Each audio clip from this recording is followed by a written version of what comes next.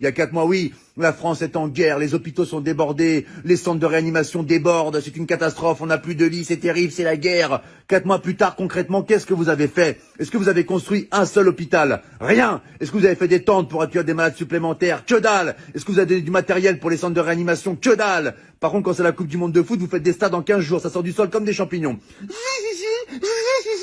Les stades, ils les font en 3 semaines. En Chine, ils ont fait un hôpital en 10 jours. Nous, ça fait 4 mois, on n'a même pas des couvertures en plus. Un oreiller non plus? Bon, bah écoute, c'est super, hein, vive la France.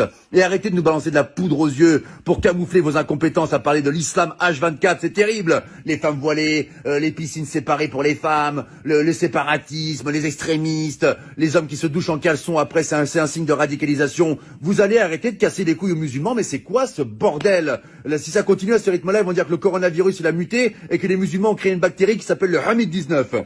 Nous sommes avec Jérémy qui a été infecté par le Hamid-19. Pouvez-vous nous raconter votre calvaire, Jérémy?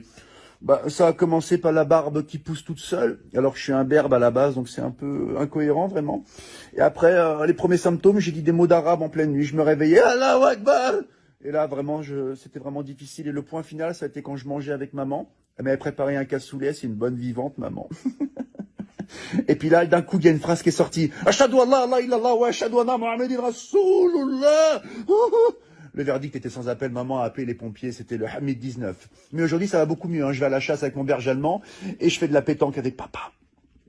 Voilà, c'était Jérémy qui a été infecté par le Hamid 19.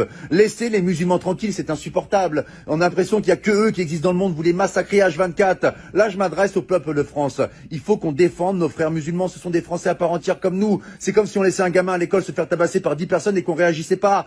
Il faut qu'on les défende, d'accord? Les médias se servent d'une minorité pour salir une majorité. Ils leur cassent les couilles. La plupart des musulmans, ils sont en France, ils sont sans problème, on les entend jamais. Ils veulent une vie tranquille comme vous, comme moi, comme nous tous.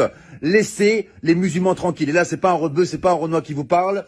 C'est un blond aux yeux bleus qui vient de Bretagne et qui t'emmerde, espèce de facho de merde.